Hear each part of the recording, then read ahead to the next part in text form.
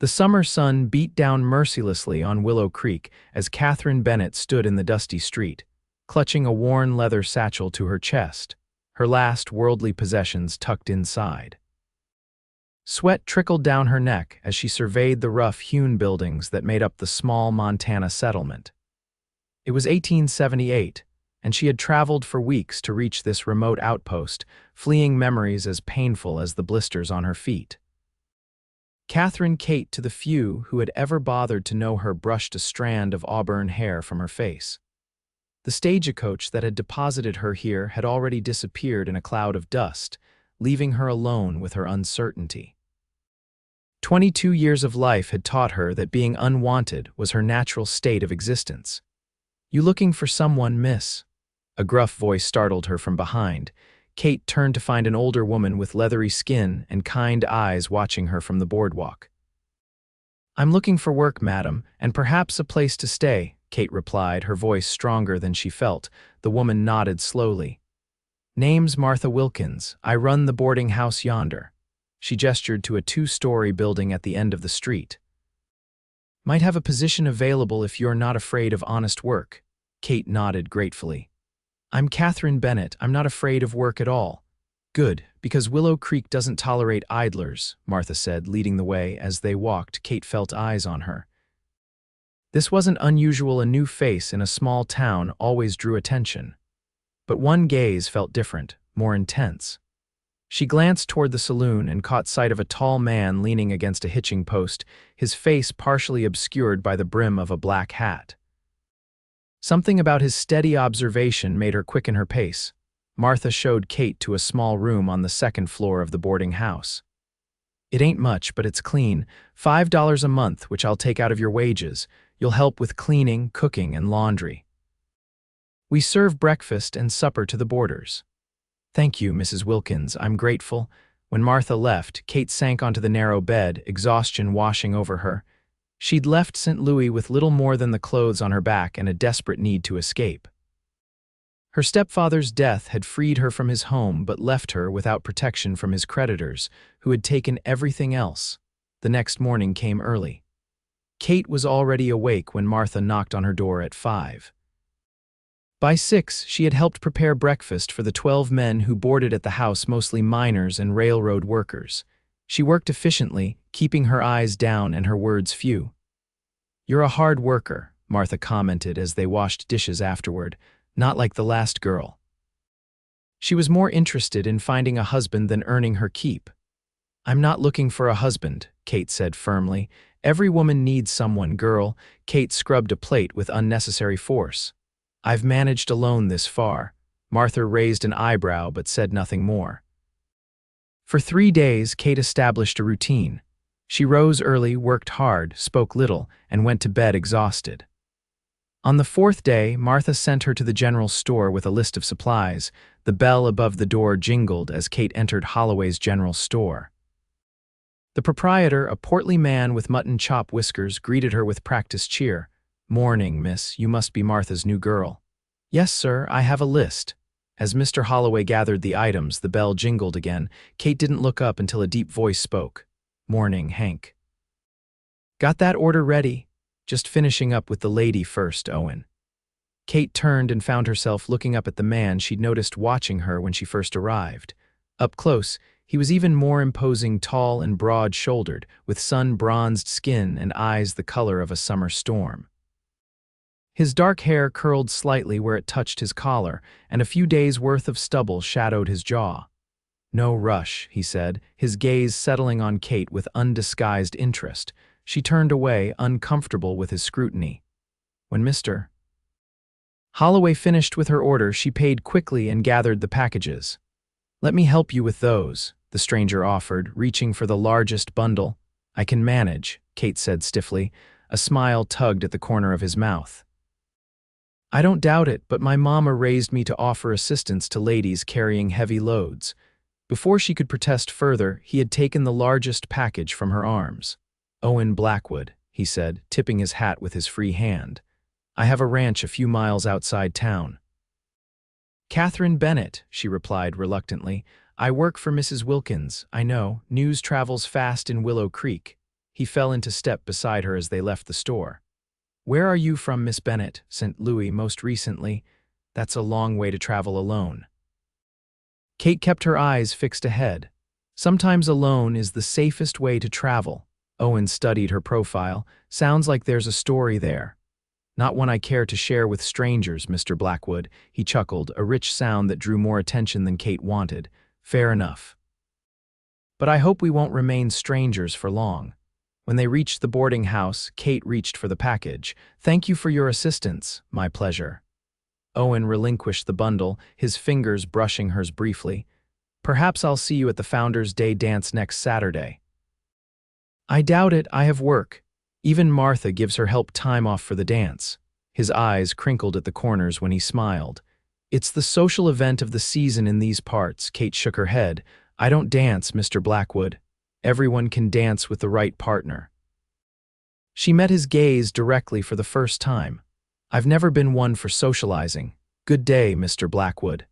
As she turned to go inside, she heard him call after her, "The right company might change your mind, Miss Bennett." Kate shut the door firmly behind her, ignoring the flutter in her stomach. Men like Owen Blackwood were dangerous, handsome, and charming, and entirely too confident. She had learned the hard way that such men couldn't be trusted, especially by women with nothing to offer but themselves. Martha was waiting in the kitchen. "I see you've met Owen Blackwood." "Briefly," Kate replied, unpacking the supplies. "He's a good man, owns the largest cattle spread in the county, built it from nothing after the war." Kate made a non-committal sound, "Widowed 5 years now." "His wife died in childbirth, lost the baby too." Despite herself, Kate felt a pang of sympathy. "That's unfortunate. Town's been trying to match him up again ever since. Every eligible woman for 50 miles has set her cap for him." Martha gave Kate a pointed look. "He doesn't usually pay much mind to newcomers." "I'm not interested in Mr. Blackwood's attention, Mrs. Wilkins." The older woman snorted. "Girl, I've been around long enough to know when a man's interested, and Owen Blackwood was looking at you like you were water in the desert." Kate felt her cheeks warm. "Then he'll be disappointed. I didn't come here looking for a husband." "What did you come here looking for?" The question caught Kate off guard. What had she been seeking when she'd blindly chosen Willow Creek from a list of stagecoach destinations? "A fresh start," she finally said. "Somewhere no one knows me." Martha's expression softened. "Well, you've found that much at least. Now help me start on these biscuits for supper." Over the next few days, Kate found herself watching for Owen Blackwood whenever she ventured into town, though she told herself it was only so she could avoid him. She learned more about him from the boarder's conversations. His ranch employed 15 men. He was fair but demanding as a boss, and he had a reputation for honesty in his business dealings. He had fought for the Union in the war, returned to Montana to build his ranch, and was respected by most in the community. None of this should have interested her, Kate insisted to herself. She had sworn off men after her last disastrous courtship in St. Louis, a so-called gentleman who had been more interested in the modest inheritance Kate believed she would receive from her stepfather than in Kate herself. When it became clear there would be no inheritance, he had disappeared as quickly as morning dew under the summer sun. On Friday afternoon, Martha surprised Kate by handing her a parcel wrapped in brown paper. "What's this?" Kate asked, confused. "Open it and see." Inside was a dress of deep blue calico, simple but pretty. "I can't accept this," Kate said, though her fingers lingered on the soft fabric. "It's not a gift, it's an advance on your wages," Martha said firmly. "You need something decent to wear to the dance tomorrow." "I told you I'm not going." Martha planted her hands on her hips. "Look, girl, I don't know what put that shadow in your eyes, but hiding away won't make it disappear. One dance won't kill you." Kate wanted to protest further, but the kindness behind the gesture touched her. "Thank you, Mrs. Wilkins, it's lovely." "You're welcome. Now I need you to take these pies over to the church. They're having a meeting to finish planning the dance." When Kate arrived at the small white church with the basket of pies, she found several women bustling about, arranging flowers and hanging bunting. A tall woman with silver-streaked black hair approached her. "You must be Katherine. Martha said you'd be bringing the pies." She extended a hand. I'm Alina Blackwood, Owen's mother. Kate felt oddly flustered. Pleased to meet you, Mrs. Blackwood. Call me Alina, dear, everyone does. She took the basket from Kate. My son mentioned meeting you, said you were new in town. Yes, madam, just a few weeks now. Alina's eyes were the same storm gray as her son's, but warmer. Will you be attending the dance tomorrow? I'm not certain, Kate hedged. Well, I hope you do. New faces are always welcome. Alina smiled. Would you like to help us with the decorations while you're here? Before Kate could decline, she found herself drafted into hanging paper lanterns from the church rafters. The work was pleasant, and the women's chatter washed over her like a gentle stream. For the first time since arriving in Willow Creek, Kate felt something loosen in her chest, a tightness she hadn't realized she'd been carrying. As she was preparing to leave, the church door opened, and Owen Blackwood walked in, accompanied by a man Kate didn't recognize. He spotted her immediately, and a smile spread across his face. Miss Bennett, this is a pleasant surprise, Kate nodded stiffly. Mr. Blackwood. I see you've met my mother. Yes, she's been very kind. Owen's companion cleared his throat, and Owen quickly made introductions. This is Dr.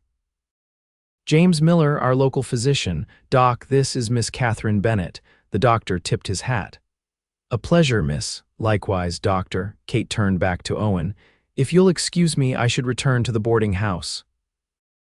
I'll walk with you, Owen said, falling into step beside her as she left the church. Mother seems to have taken a shine to you. She's very pleasant. Owen chuckled. That's diplomatic. She can be a force of nature when she sets her mind to something. A family trait, perhaps. His smile widened. Perhaps. Have you decided about the dance? Kate hesitated. Mrs. Wilkins seems determined that I should attend. Martha's a wise woman. Owen's gaze lingered on her face. I hope you'll save a dance for me. I told you I don't dance. You also said you don't socialize, yet here you were, helping with decorations.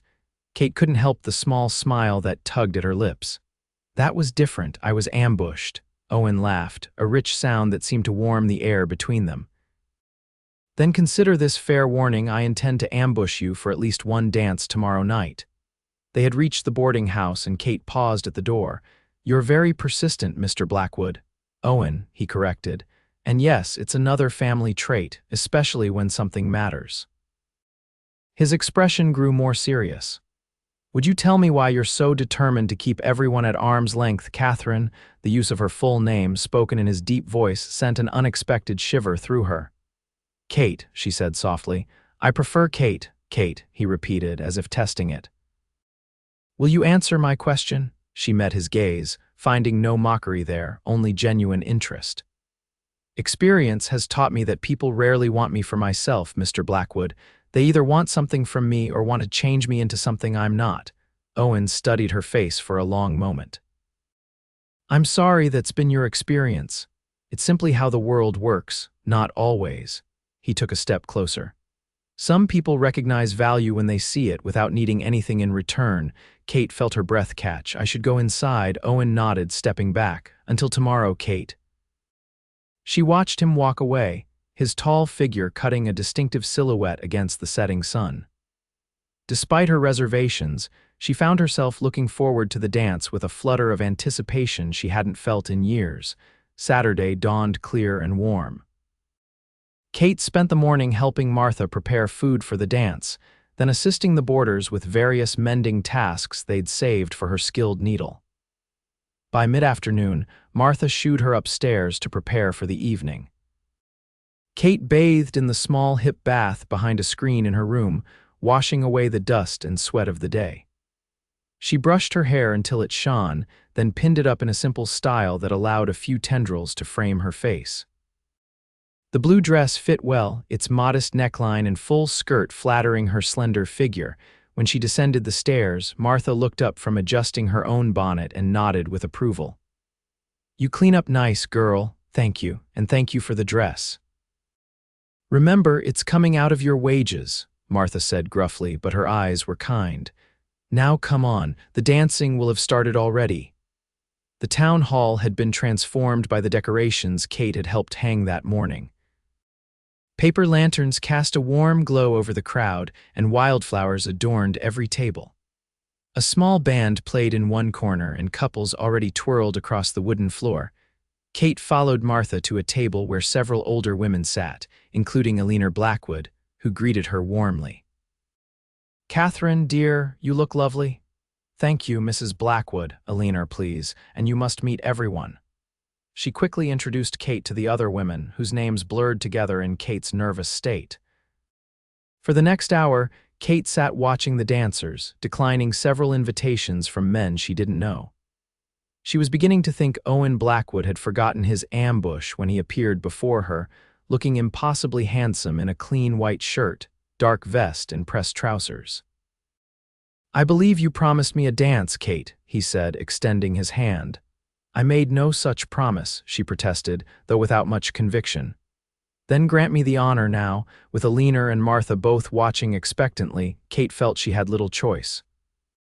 She placed her hand in Owen's and allowed him to lead her to the dance floor just as the band struck up a waltz. "I should warn you, I haven't danced in years," Kate said as Owen's hand settled at her waist. "Just follow my lead," he replied, and then they were moving. Owen danced as he did everything else with confident grace. Kate found herself relaxing into his guidance, the steps returning to her muscle memory. They moved together as if they'd danced 100 times before. "See, you're a natural," Owen said, his voice low near her ear. "Or perhaps you're just a good leader." His lips quirked in a half-smile.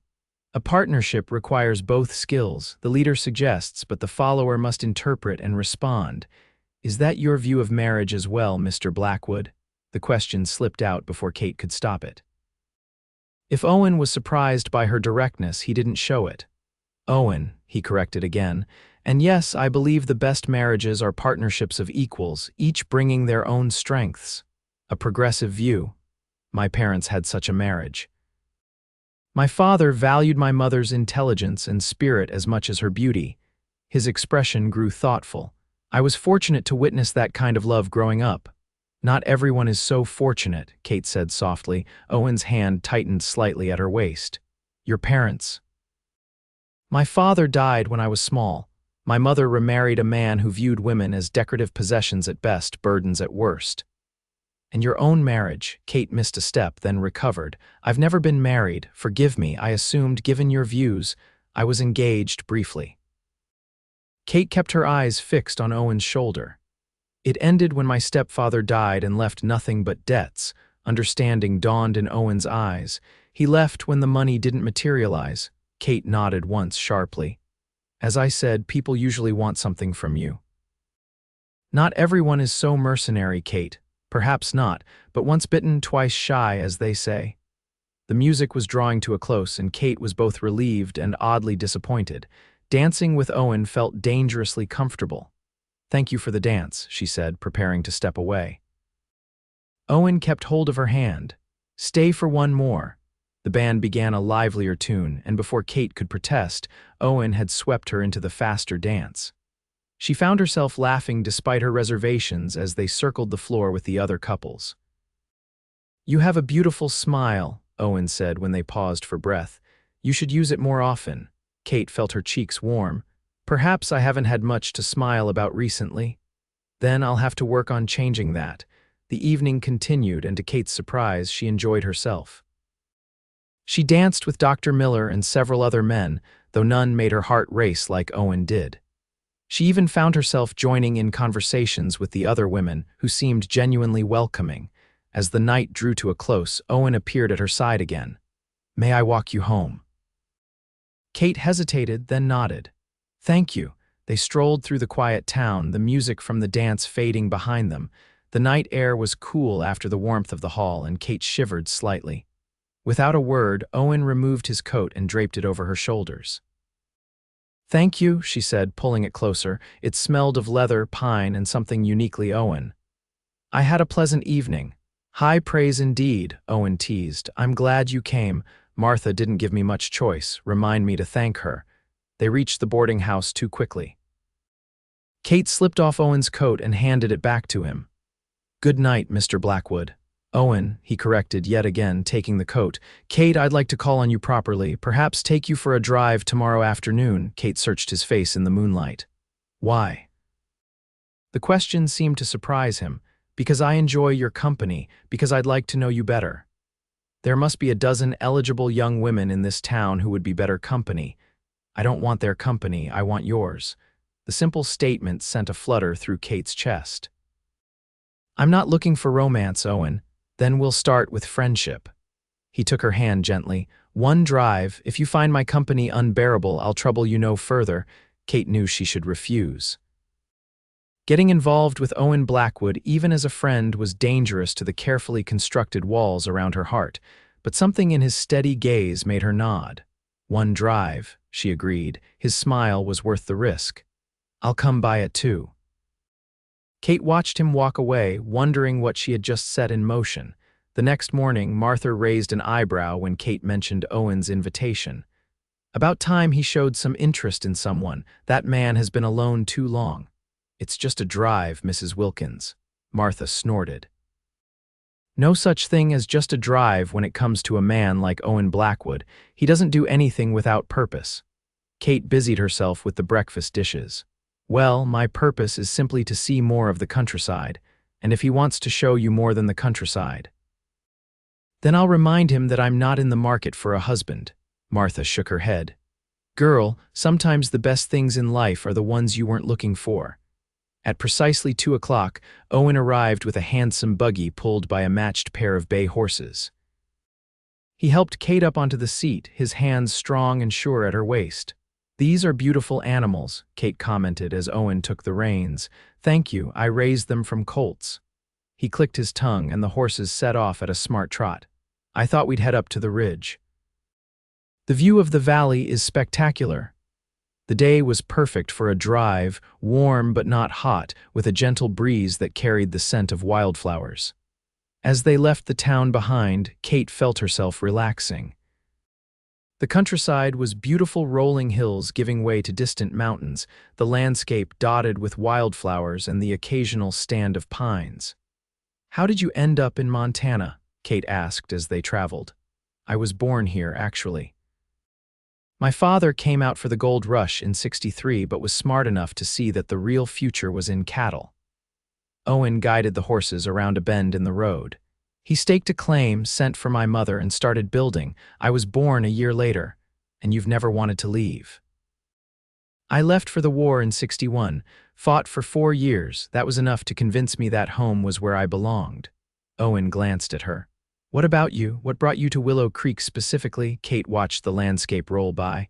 Chance, mostly, when I left St. Louis, I just wanted to go somewhere far away.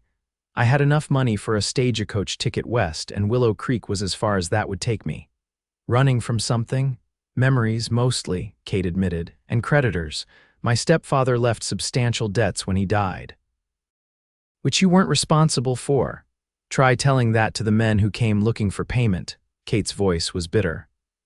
A woman alone has few protections in this world, Owen. He was quiet for a moment. Is that why you're so guarded? You've had to protect yourself? Kate nodded. My whole life. And no one has ever tried to protect you. The question caught her off guard. My mother, when she was alive, she did her best. But no one else. Kate looked away. I've never been wanted enough for anyone to bother. Owen pulled the horses to a stop atop the ridge he'd mentioned. The valley spread out below them, a patchwork of greens and golds with the silver ribbon of a river winding through it. He secured the reins and turned to face her fully. Then you've never met me, he said quietly. Kate's breath caught at the intensity in his eyes. You barely know me. I know enough, Owen replied. I know you're brave enough to travel across the country alone. I know you work hard and ask for nothing. I know you have a smile that lights up a room when you allow it to appear. Pretty words, Kate said, though her heart was racing. Not words, Kate, truth. Owen reached for her hand, holding it gently between both of his. I'm not a man who speaks idly. When I say I want to know you better, to spend time with you, I mean it. Why me? There must be a dozen women in town more suitable according to whom? His thumb traced circles on her palm. I'm not looking for suitable, I'm looking for real. Kate withdrew her hand reluctantly. I'm not ready for whatever this is, Owen. To her surprise, he nodded. I understand, and I'll wait. I haven't asked you to wait. A slow smile spread across his face. You haven't asked me not to either. Kate couldn't help but return his smile. "You're very sure of yourself, not at all, but I am sure about what I want." He picked up the reins again. "Now shall we continue our drive? There's a spot by the river perfect for a picnic." Over the next few weeks, Owen became a regular fixture in Kate's life. He took her on drives, brought her books from his personal library, and occasionally joined her for supper at the boarding house. He never pushed for more than she was willing to give, but his interest remained steady and unwavering. Kate found her resistance weakening with each passing day. Owen was unlike any man she had ever known, strong but gentle, confident without arrogance, and unfailingly respectful of her boundaries. He made her laugh, challenged her thinking, and listened to her opinions as if they truly mattered. One evening in late July, Owen invited Kate to dinner at his ranch. "Mother is eager to have you visit," he explained. "She's threatened to disown me if I don't bring you around soon." Kate had grown fond of Owen Blackwood during their interactions in town. "I'd like that," she said. The Blackwood Ranch was impressive, a large, well-built main house surrounded by barns, corrals, and bunkhouses. Everything spoke of prosperity earned through hard work and good management. Owen greeted Kate with a warm embrace. "Finally, I was beginning to think my son was keeping you all to himself." "Mother," Owen warned, but his eyes were amused. Dinner was a pleasant affair, with Owen sharing stories of Owen's childhood that made him groan and Kate laugh. After the meal, Owen suggested a walk to show Kate the rest of the property. "I've embarrassed him enough for one evening," Owen said with a wink. "You two go on, I'll have coffee waiting when you return." The evening air was soft with early autumn, and stars were beginning to appear in the darkening sky.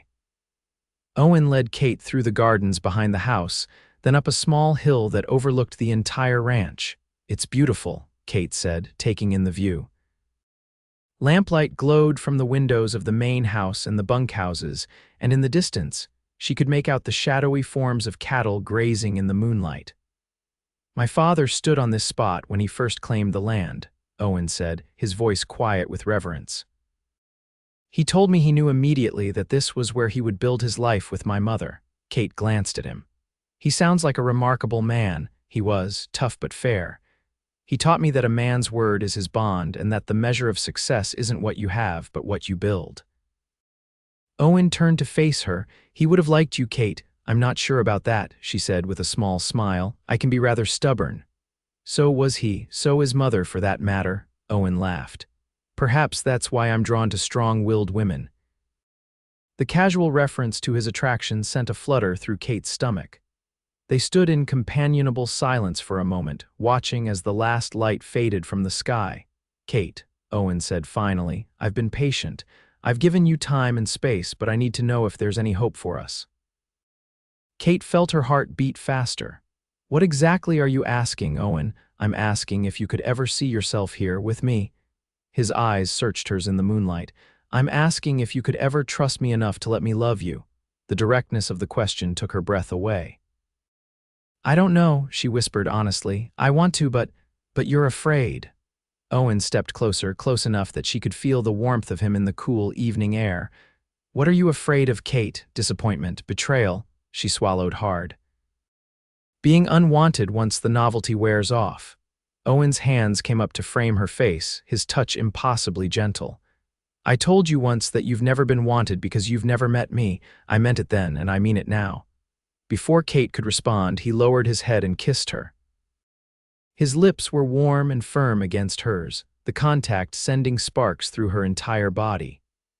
She found herself responding instinctively, her hands coming up to rest on his chest, feeling the strong beat of his heart beneath her palm. When Owen finally pulled back, his eyes were dark with emotion. "Tell me you felt nothing, and I'll never mention this again." Kate knew she should lie, should protect herself from the inevitable pain that would come from loving this man, but she couldn't. "I can't tell you that." A slow smile spread across Owen's face. "Then tell me what you did feel." "Afraid," she admitted. "And alive, more alive than I've felt in years." Owen's hands slid down to hold hers. "I'm falling in love with you, Katherine Bennett. I think I started falling the moment I saw you standing in the street your first day in town, looking so lost and so determined all at once." Kate's eyes filled with unexpected tears. "I don't know how to do this, Owen. I don't know how to trust that this is real." "Then let me show you." Day by day, he pressed a kiss to her forehead. "I'm not asking for promises yet, just a chance." Kate took a deep breath, feeling as though she stood on the edge of a precipice.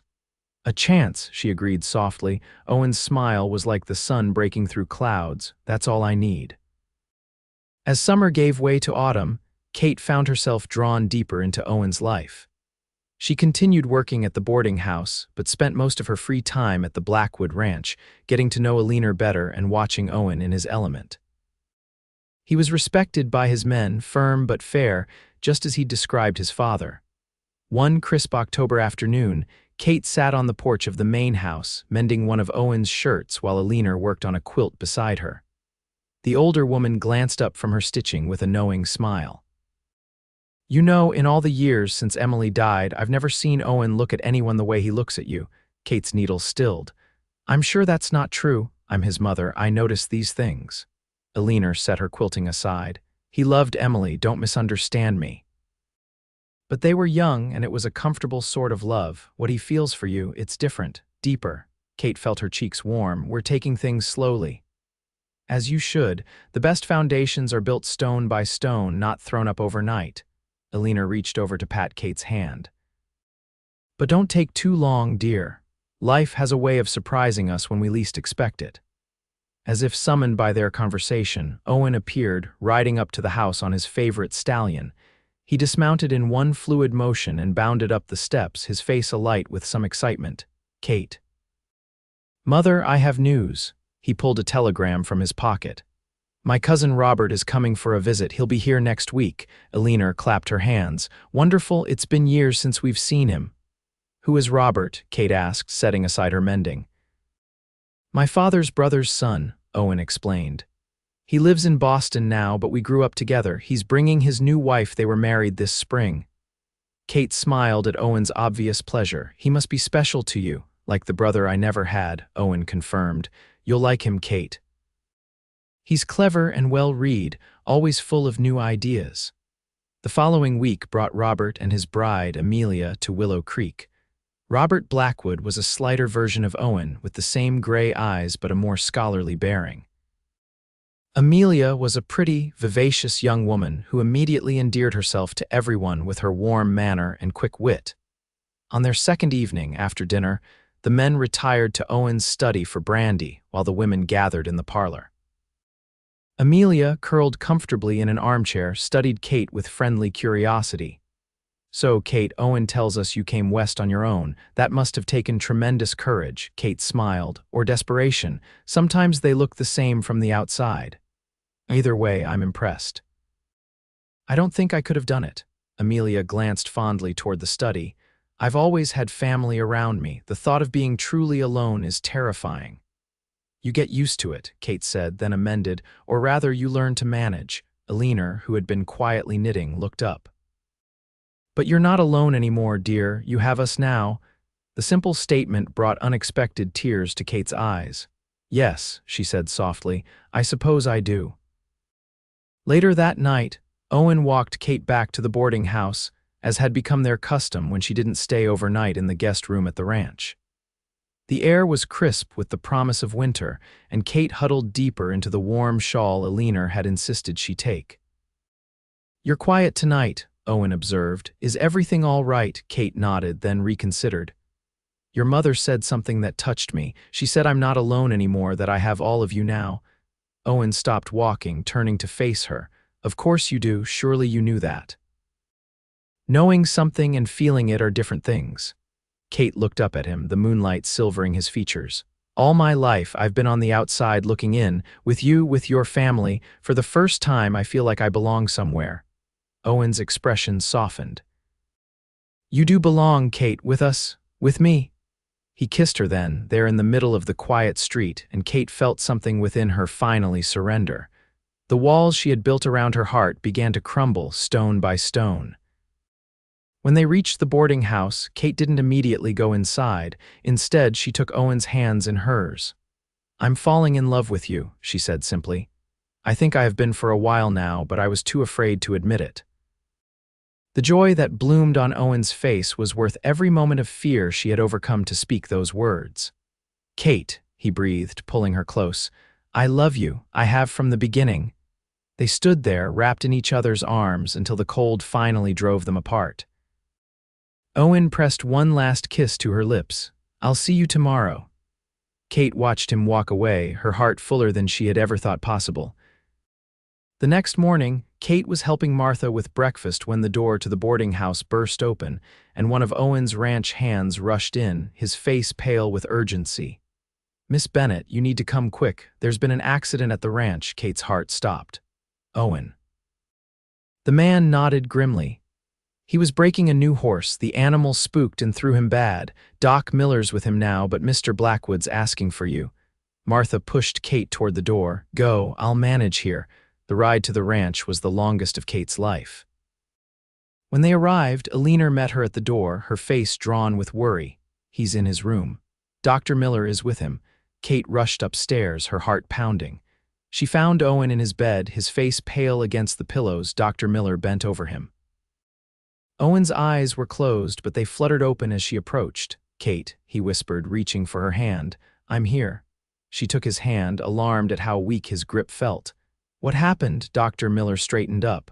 "Broken leg, 3 cracked ribs, and a nasty concussion." "He's lucky it wasn't worse. The horse rolled over him."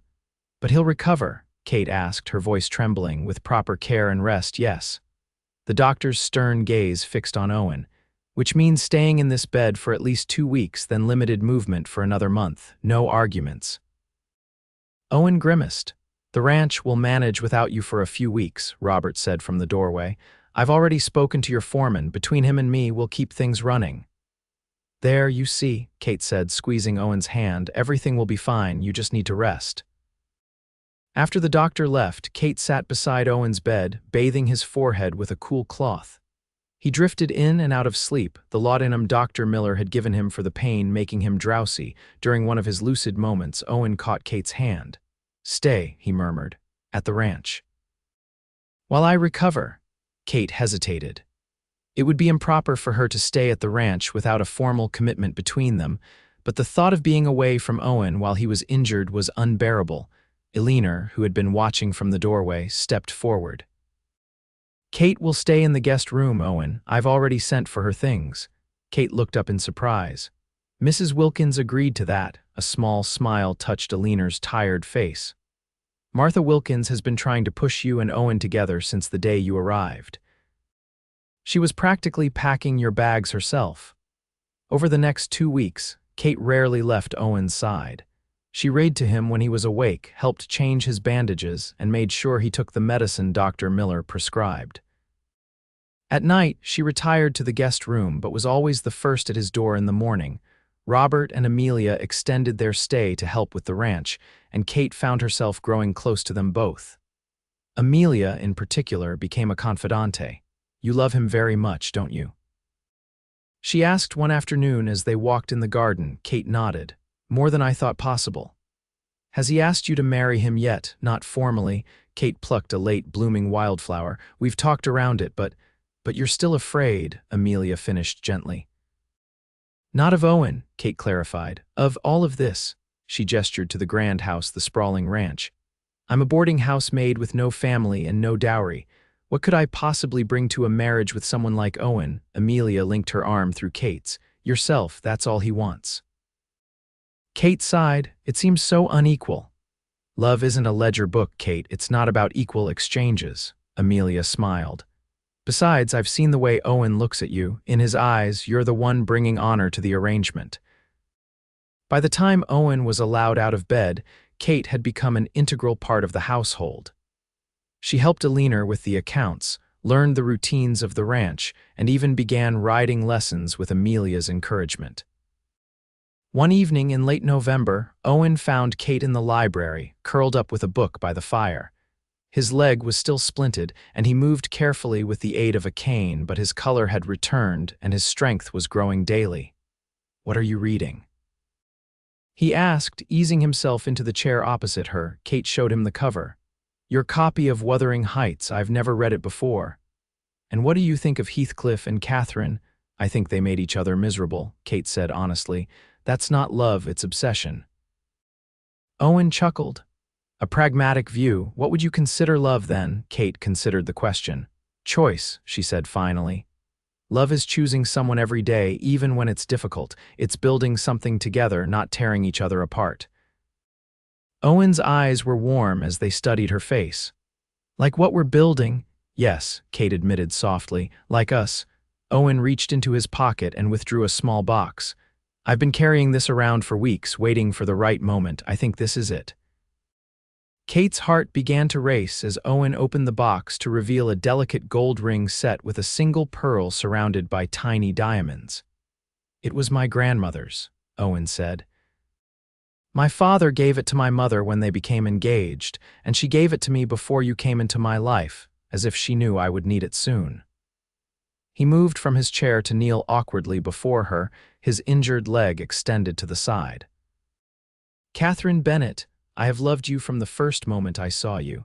You've brought light and joy back into my life when I thought those things were lost to me forever. Will you do me the extraordinary honor of becoming my wife? Kate looked into the eyes of the man she loved, and for the first time in her life she felt completely and utterly wanted. Yes, she whispered, tears spilling down her cheeks. Yes, Owen, I will marry you. Owen slipped the ring onto her finger, then pulled her into his arms, kissing her with a tenderness that made her heart ache.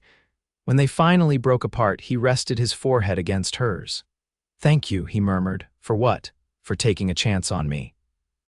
For letting me show you what it means to be truly wanted, Kate smiled through her tears. Thank you for not giving up on me, even when I pushed you away. Owen kissed her again, sealing their promise to each other. Never, he vowed. I will never give up on you, Kate. Not in this lifetime or any other. They were married on Christmas Eve in the small church where they had first danced together. The building was decorated with pine boughs and holly, and candles bathed everything in a warm glow. Kate wore a gown of ivory satin that Alina and Amelia had helped her make, with a veil of delicate lace that had belonged to Owen's grandmother. Martha Wilkins sat in the front pew, beaming with satisfaction at the match she had helped foster. Robert stood as Owen's best man, and Amelia served as Kate's matron of honor. The entire town turned out for the ceremony, filling the church to capacity. When the minister pronounced them husband and wife, Owen kissed Kate with a promise of all the years to come. As they turned to face their friends and neighbors, Kate felt a sense of belonging she had never known before. The reception was held at the Blackwood Ranch, where the main house had been decorated as elaborately as the church. Tables groaned under the weight of food prepared by Alina and the ranch cook, and a small band played for dancing. Late in the evening, Owen led Kate away from the festivities to the same hilltop where he had first kissed her. Snow had fallen that morning, covering the landscape in a blanket of white that glittered in the moonlight. Happy? Owen asked, wrapping his arms around her from behind. Kate leaned back against his chest, content. More than I ever thought possible. Any regrets? About marrying a stubborn rancher with a broken leg, Kate turned in his arms to face him. The leg will heal. I'm more concerned about the stubborn part. Owen laughed, the sound echoing in the still night air. You're stuck with that, I'm afraid. It's a Blackwood trait. Then it's fortunate that I'm equally stubborn. Kate reached up to touch his face, still marveling that this man was now her husband. No regrets, Owen, not a single one. He kissed her then, a kiss filled with promise and passion and a future brighter than Kate had ever dared to dream. Spring came to Montana in a rush of green and gold. The winter had been harsh but productive. Owen's leg had healed completely, and Kate had settled into her role as mistress of the Blackwood Ranch with increasing confidence. She had discovered a talent for organization that complemented Owen's instinctive understanding of the land and animals. On a warm May morning, Kate stood on the porch, watching as Owen worked with a young colt in the corral. His movements were sure and gentle, building trust with the nervous animal. She smiled, remembering how he had used the same patient approach with her, never pushing, always waiting for her to come to him. Alina joined her, following her gaze to Owen. He's his father's son, she commented. Thomas had the same way with horses. And with people, Kate added. Owen told me how his father built this place through friendship and fair dealing as much as hard work. Eleanor nodded. Thomas believed that a man's reputation was worth more than gold. She glanced at Kate. You've made my son very happy, you know. He's made me happy too. Kate's hand drifted unconsciously to her stomach, where the first signs of new life were just beginning to show. I never thought I would have this a home, a family, a place where I truly belong. Eleanor's sharp eyes caught the gesture and her face lit up. Kate, are you? Kate nodded, a blush spreading across her cheeks. Dr. Miller confirmed it yesterday. We're going to have a baby in November. Eleanor embraced her, tears of joy in her eyes. Oh, my dear girl, have you told Owen? Not yet. I wanted to be sure first. Kate looked again toward the corral, where Owen was now leading the colt in gentle circles. I'm going to tell him tonight. That evening, after supper, Kate and Owen took their customary walk around the property. The air was sweet with the scent of new growth, and the setting sun painted the sky in shades of pink and gold. You've been smiling to yourself all day, Owen observed, taking her hand as they walked. Care to share the secret? Kate stopped, turning to face him. I have something to tell you. Something wonderful? Owen's eyebrows raised in question. Taking a deep breath, Kate placed his hand on her still flat stomach. We're going to have a baby. For a moment, Owen stood frozen, his eyes wide with surprise. Then joy spread across his face like sunrise, and he swept Kate into his arms, lifting her off her feet and spinning her in a circle. A baby, he exclaimed, setting her down gently. Kate, that's incredible. His excitement was infectious, but Kate could see a shadow of memory in his eyes. I know you're thinking of Emily, she said softly. It's all right to be afraid. Owen's expression sobered. I am afraid, he admitted. The thought of losing you. You won't, Kate said firmly. Doctor Miller says I'm healthy and strong, and we have months to prepare. Everything will be fine. Owen pulled her close, his hand spread protectively over her middle. I'll make sure of it. Whatever you need, whatever it takes. Kate smiled against his chest. Just love, Owen. That's all I've ever needed from you. The months of Kate's pregnancy passed in a blur of preparation and anticipation. Owen insisted on building a nursery adjacent to their bedroom, working on it himself in the evenings after his ranch duties were done. Eleanor knitted blankets and tiny garments, and Amelia, who had returned to Boston with Robert, sent regular packages of books and toys from the East. As autumn painted the landscape in shades of red and gold, Kate's body rounded with the child growing within her. Owen became increasingly protective, insisting she rest frequently and taking on more household duties to ease her burden. You're hovering again, Kate teased one October afternoon as Owen fluffed the pillows behind her for the third time.